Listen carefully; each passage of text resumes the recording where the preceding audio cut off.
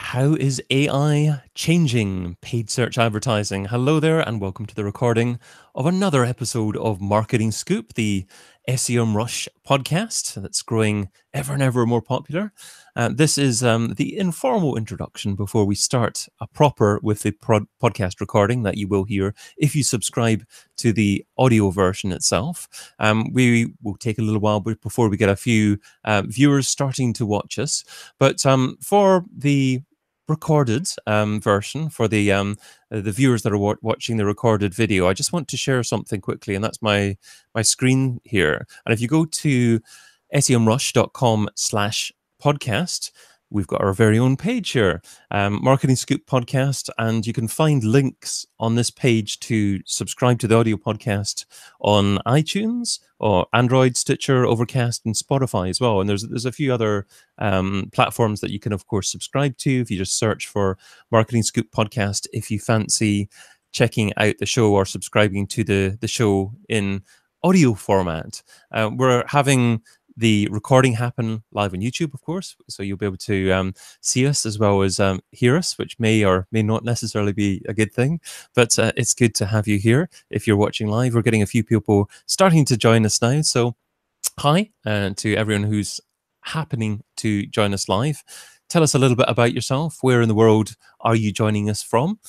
We've usually got quite a few different countries represented, so it's always good to have a feel for who happens to be in the audience. And of course, if you have any comments about what happens to be discussed as part of the live show, it would be great to hear your informed comments and perhaps questions in relation to the discussion. And if it's relevant to what's going on, then we will try and incorporate what you're saying as part of the podcast recording, as part of the live show as well.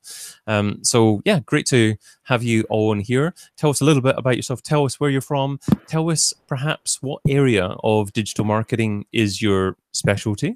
Are you a general digital marketing manager?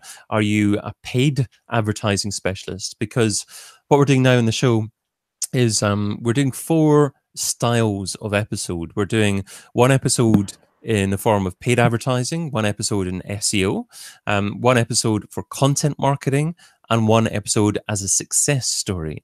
The success story was last week, actually. If you haven't listened to last week's episode, you should certainly check that out, because that was a discussion with LinkedIn and how they go about producing and publishing and promoting their content. So that's a very interesting way of doing things. You may not have published a lot on LinkedIn in the past. If you're thinking of doing that, then you should certainly check out that episode. You may think that I'm hogging the chatting going on here, and that we've got some guests looking on, wondering when they're going to be able to talk. But don't worry, we will be having them introduced very, very soon as part of the podcast introduction. So I won't bother introducing them to you just now. So I reckon it's just about time to start the podcast recording proper. This is where you'll start the show when you listen to it in audio format. So if you bear with me for a second, I will start my introduction music and the introduction proper and get going with things.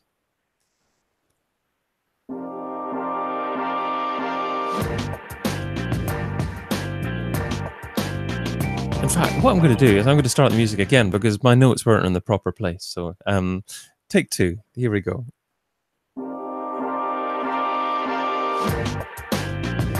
Okay, this is going to be the outtake show, because my camera's just decided to go for a little walkabout. So I'm going to change that. What are we seeing? The back of your computer. Okay. But of course, the audience weren't privy to what was going on beforehand as well. All the smoke and mirrors that happens to go on to produce such an incredible show. Right. I am definitely going to get going proper here with the proper introduction. Marketing Scoop Season 2, Episode 5. How is AI changing paid search advertising?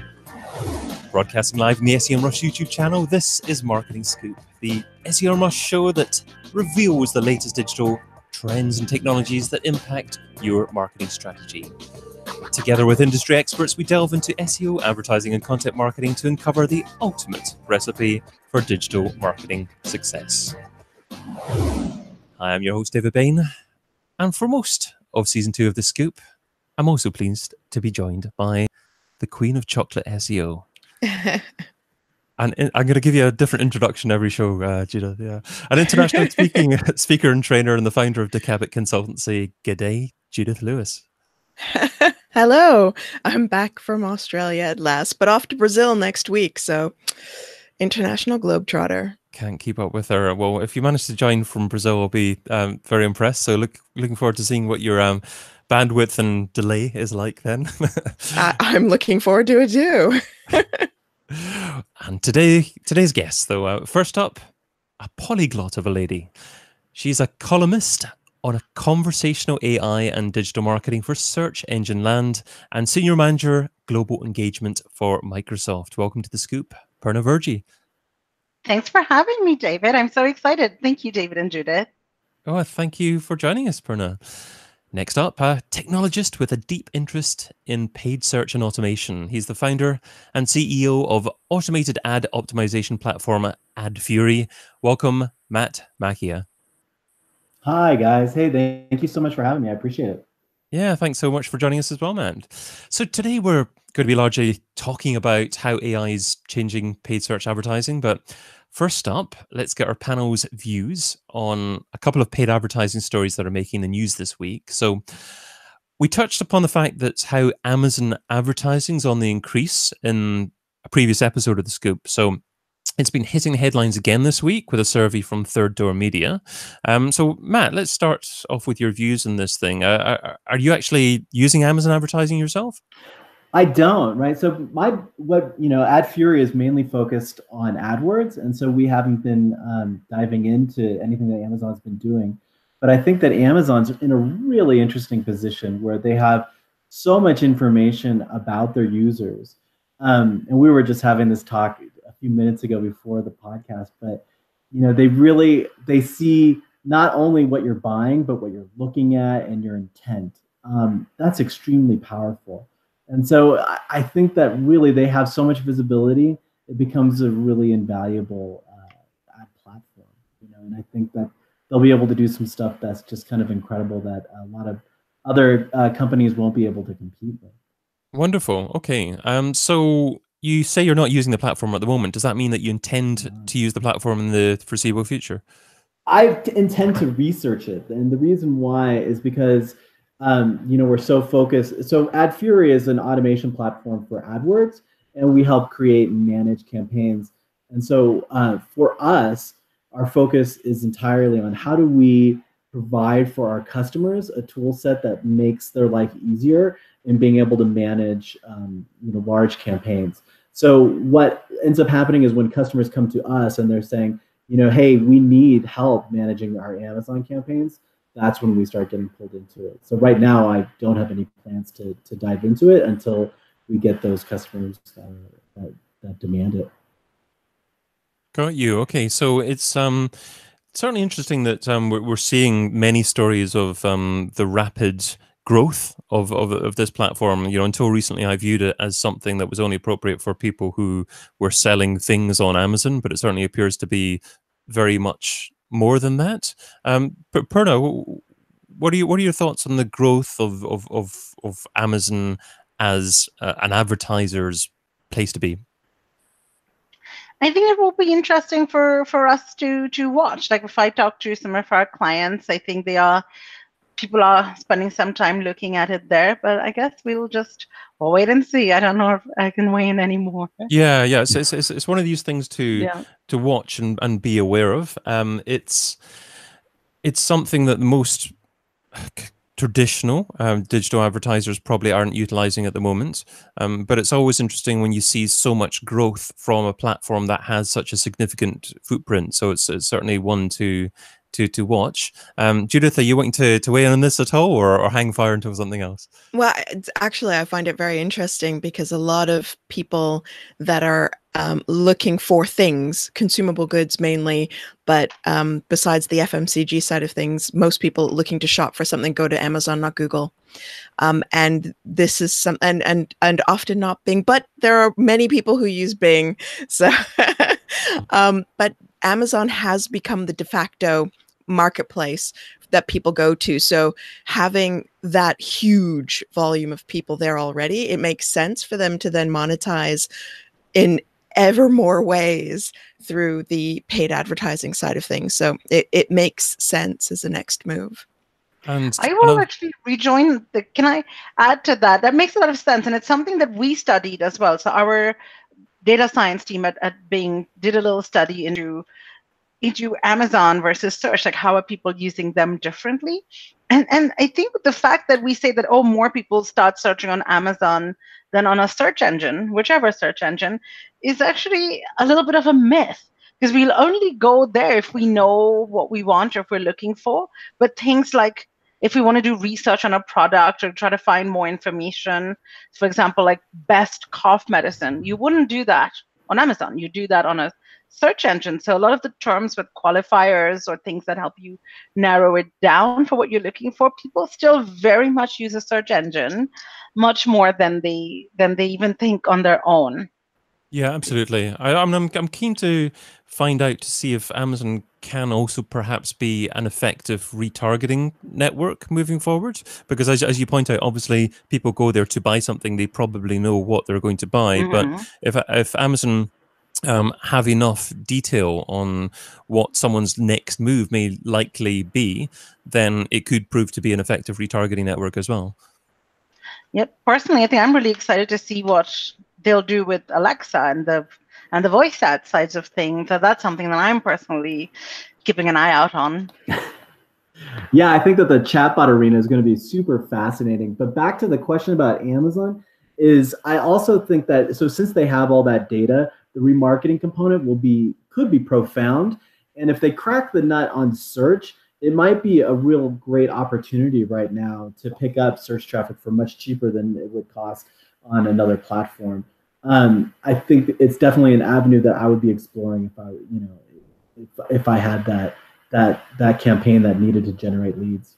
Now, another story this week is Google Ads have launched a new click-to-message feature. Not the first search engine to launch something like this, but probably not the last either. It works in a way where you obviously click and you, as a user, would be able to have your message delivered to the advertiser via email, as far as I understand. Judith, have you looked into this a little bit? I've really only cursory investigated it, only because from an advertising point of view, you don't have to have a number registered in order to get the click to message to work. So as a retailer, if you don't want to have someone's mobile phone or a telephone number dedicated to your Google ad account, then you can use the click to message without that. So it's really, really good from that point of view. But also it's for a particular set of advertisers. Not everyone's going to be able to utilize that.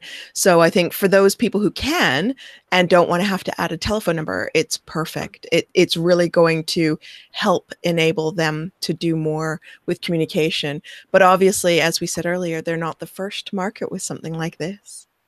Purna, what kind of data are you seeing from Bing's offering? What kind of industries use this kind of feature, and what industries should use this kind of feature? Well, what we're seeing now is that we really want to have more conversational experiences. Very often, we want the fastest route to the answer. So sometimes sending a message gets you the answer quite quickly. So Bing Ads has something that is in pilot at the moment. It's not fully released yet.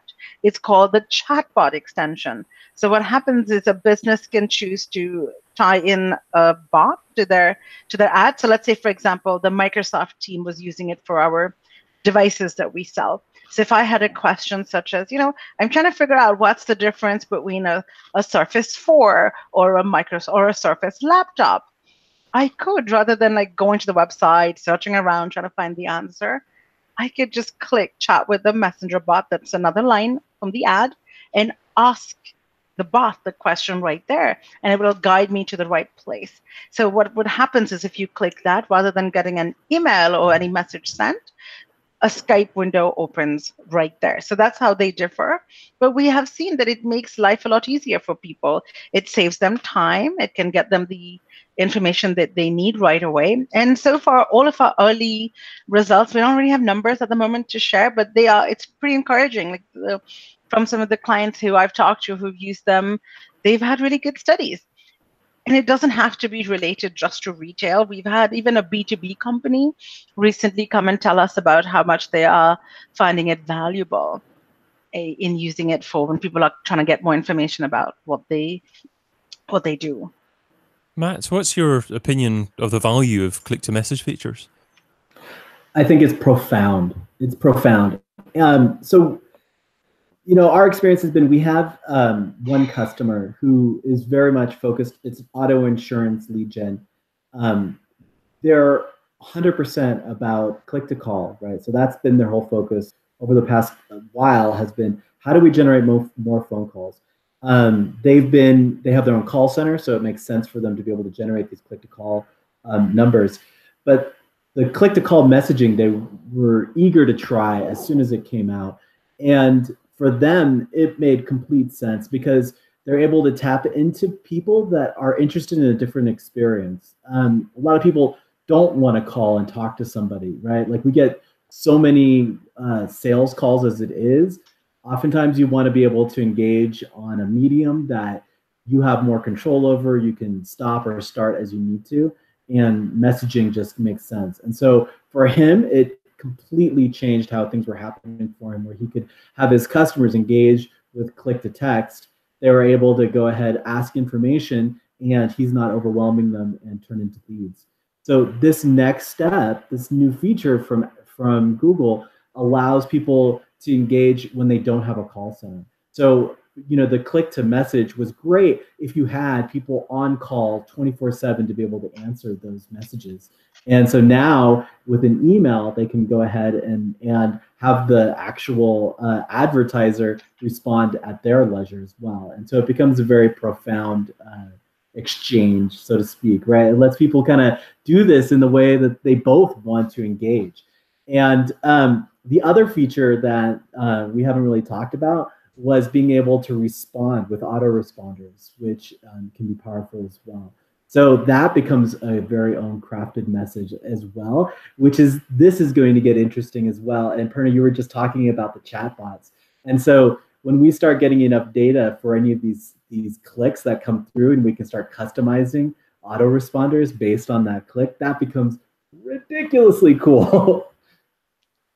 The downside about having so many great people join the call is that we can go into such depth, and every single topic is difficult to cover so many things. But let's attempt to go into the main topic, which is just how is AI changing paid search advertising in general. So Purna, what would be your summary of what's happening out there in AI land? I think the biggest way that AI is changing search engines is it's changing their level of knowledge. In the old days, if you think about search, would just be about indexing all of the content on the web. But now with things like natural language understanding, machine reading comprehension, the AI can start to understand the different entities and the relationship between entities. So now the search engine isn't just indexing, it is able to reason over all of the content on the web because it knows context. So I'll give you a perfect example. If I did a search so my son and I frequently argue about playing too much video games. He's 12, he wants to spend all his time playing his Xbox. So I was wondering if it was you or him, actually, but okay. So. Yeah. So I'm like, listen, honey. To a 12-year-old boy, there's no way it's ever too much. Exactly. So I'll tell him that video games are really bad for you. Like, don't spend too much time on video games. It's not good for you. So I've trained him to argue with data. So he would go in and do a search for are video games bad or good for you? And then he'll get all this information about how they're good for him. I, on the other hand, paranoid mother, will be like, looking at things for, are video games bad for you? And I'll see all of these things that will increase my paranoia, which was if it was purely indexing and pulling it back based on keywords. But now with understanding the web, what Bing will do is it'll show you both sides of the story. It understands the intent and what I'm actually trying to look for. It's like I'm looking for perspectives. So it'll give me both sides and empowers me to make the decision. So that's just an example of how much smarter it is. Now take that level of knowledge and that smarts and apply it to managing PPC accounts. And there's so many wins. Automation, it understands better. You can trust it more to do some of the heavy lifting. It understands your audiences more, your intent more. You can reach people at the right time when it really, really matters. So I think these two are going to be the two biggest areas of focus. Is save yourself time to focus on the people, because ultimately, no matter whatever time we spend in Excel or UIs or analytics, it's all about the person at the end, and we can tailor messaging that's going to delight them. Of course, we still have to teach the AI, first of all, about what we want, what we like. And I think one of the examples from the article that we were reading was that, you know, an AI will come up with 100 different things that an account should be doing or could be doing. But an account manager, somebody who really knows the business, has to teach that AI that actually these first 5 things are the things that we need to key as priorities, and the rest, though prioritization and understanding the business is something that a human at the moment, you know, where we are, is going to be much better at doing than a computer. But at what point does that tipping point happen? And how much does that mean it knows not only about the business, but about your customers? You know, how deep are machines going to learn about people? How well are they going to learn us? I think it just depends on the signals that they can get. So for example, something that we're already super comfortable with and we see good success with across the search engines is automated bidding. For example, like a target CPA bidding will allow you, it'll adjust the bids for you at a time when it thinks it's most likely to convert. Something like that, yes, it's great. We can save so much time by not having to do that. And we're in early days still. So even things like the Microsoft Graph, for example, it pulls in data from LinkedIn, from Office, from Outlook, from browsing history, from your search preferences, all of these, it can try to take in and learn more about your audience to guide you. Again, a human is never redundant. It's going to take away your redundant tasks, like we saw with automated bidding. It'll make reporting easier, but you are still there. Your oversight is still needed because you know your audience and you can guide. The AI is there to be your sort of assistant, your buddy, to give you some more muscle power. Matthew, I just saw you started to smirk there. She called it AI your buddy. Are you thinking Skynet, or are you thinking the death of all agencies?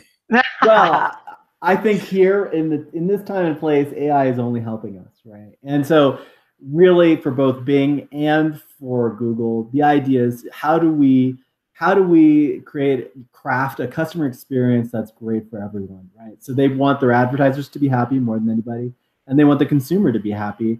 And that's why everybody's implemented quality scoring, those kinds of algorithms to be able to deliver the best content at the best time. And I think that AI at this point is just the logical extension of that. And I wanted to dive in here and talk a little bit about the changes that Google has done recently with responsive search ads.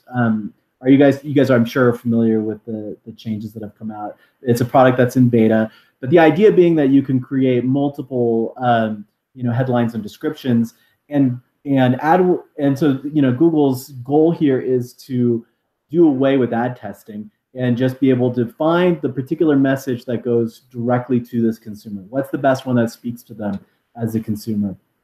That's profound. That's ridiculously helpful to advertisers, right? So they don't have to go in and constantly be A/B testing and try to, well, okay, what's my chi-square on this particular ad, and go in and do all these crazy math and statistics that isn't their core competency.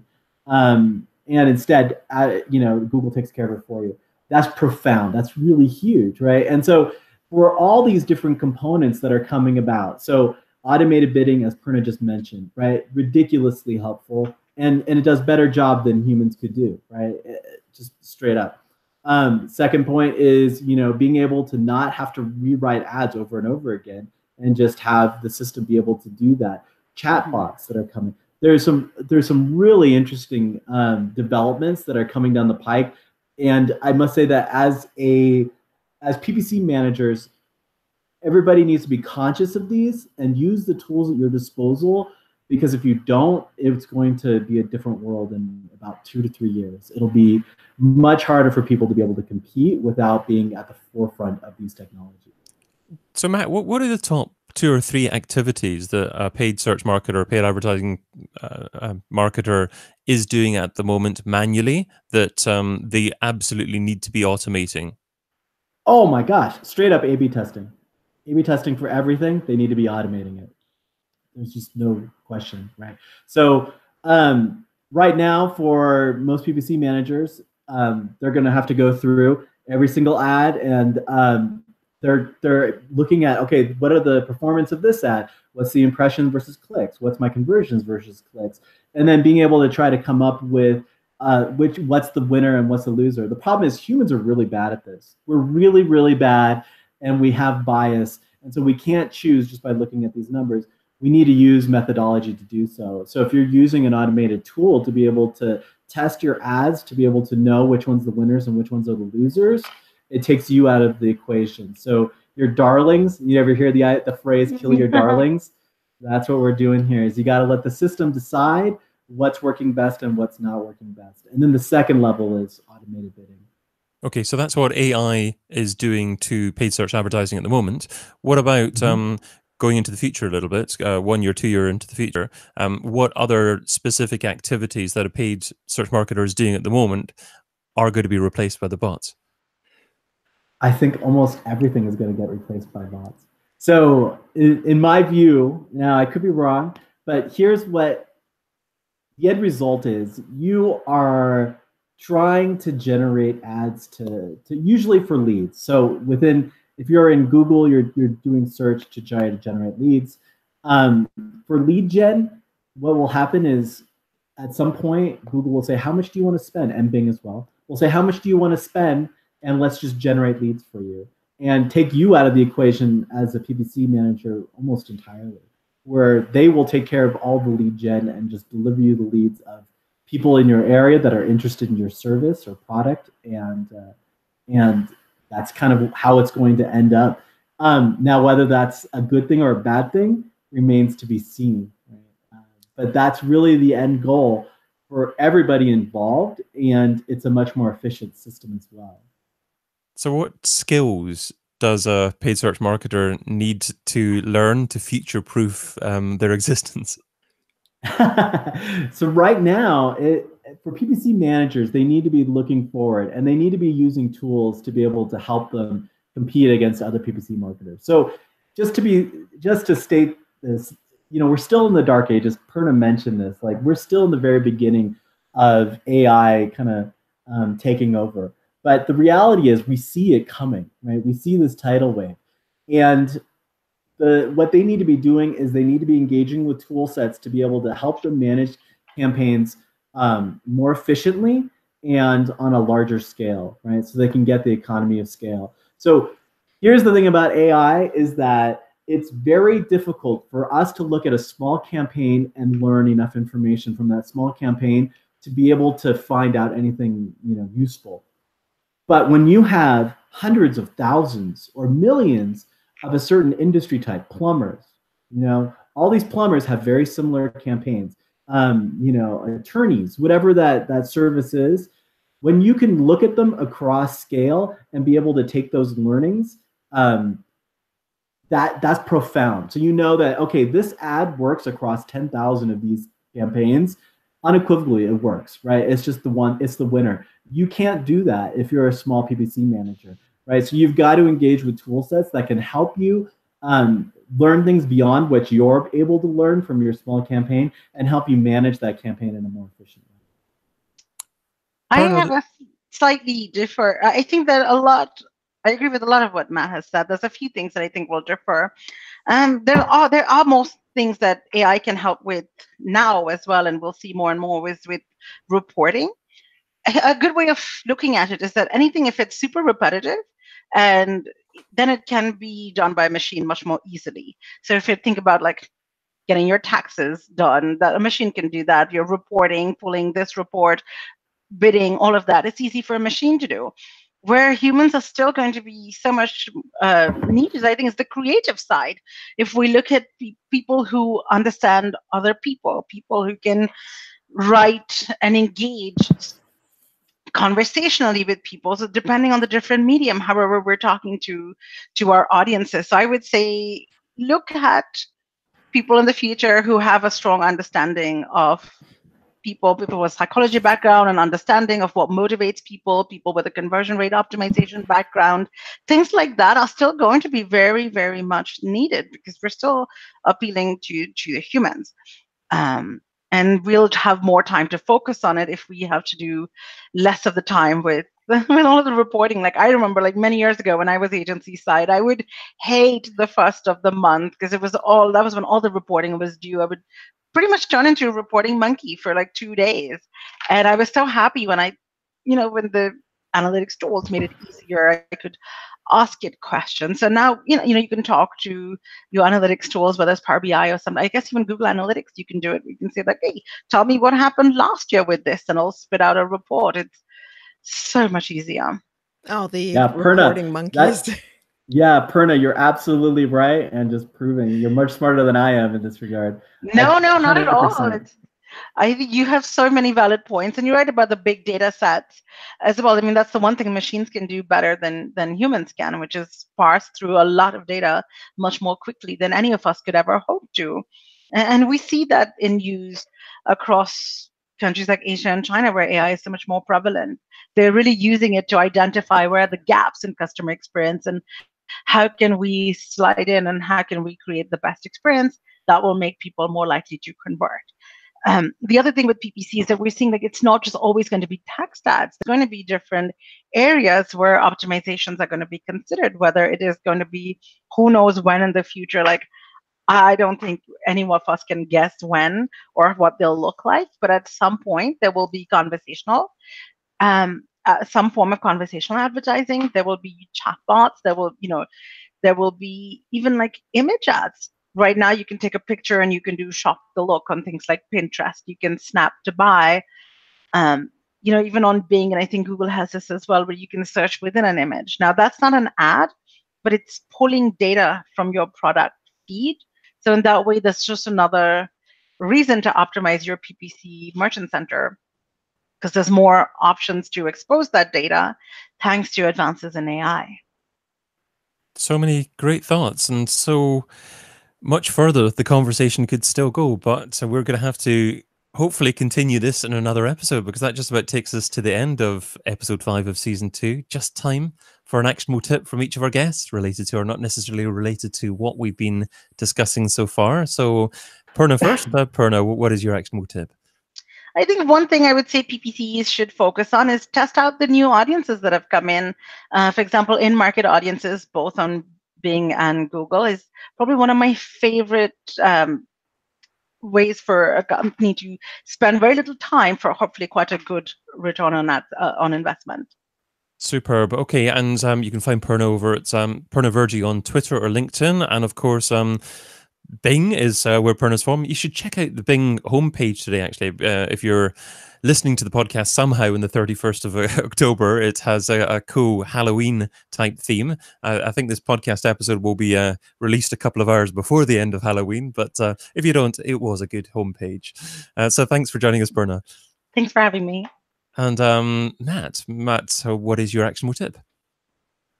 Gosh, that's a great question. I think that, exploring some of the newer features with Google, right? The responsive search ads, I think is a real game changer. I think that's a real huge win for folks if they don't have to A/B test all these ads. And I absolutely think that that's going to be the future of ad creation. So my tip is get onto it as soon as you can. And then to piggyback on what Purna was saying earlier, the target CPA bidding is definitely the way to go. Superb. And you can find Matt over at adfury.io. And of course, we've also had Judith, co-host today. Judith, what is something that's jumped out from today's conversation for you? Oh, well, I was going to say that my actionable tip for today is don't eat all of the chocolate all at once. Save some for later. Is that from experience? And don't put it in the fridge either, because that'll just ruin the chocolate. I guess what stood out for me from today's podcast is that humans are the most creative out of all of the technologies, and that while AI can replace a lot of what we do, especially the reporting monkey work, it's going to struggle to become as creative and as able to connect emotionally to people as other people are. So that would be something that really stuck out for me. As in love with AI as I am, I must admit that humans still take the cake. Great thoughts. Get creative, listener. You can find Judith at decabit.com. Thank you again for joining us, Judith. I've been your host, David Bain. You can also find me over at digitalmarketingradio.com. We will be recording the next episode, Season 2, Episode 6 of The Scoop, at the same time, same place, the SEMrush YouTube channel on Wednesday, the 7th of November, for an Enterprise SEO special, when our guests are scheduled to be Nick Wilsden from Vodafone and Arnoldo, I knew I was going to struggle with this one, Arnoldo Cabrera from IKEA. Hopefully he's got a nickname or something. But anyway, in the meantime, thanks not only to Purna, Matt and Judith for this episode, but also to you for tuning in. If you like what you heard, subscribe to the audio podcast if you're not already. Just head over to semrush.com/podcast and find the link there to your favorite show on Spotify, Apple Podcasts, Android, and many other good podcast stores. And remember, don't just listen, subscribe to the show. The subscribers actually help our rankings, so that'd be much appreciated. But until next time, be fantabulous and do one thing that scares you. Adios.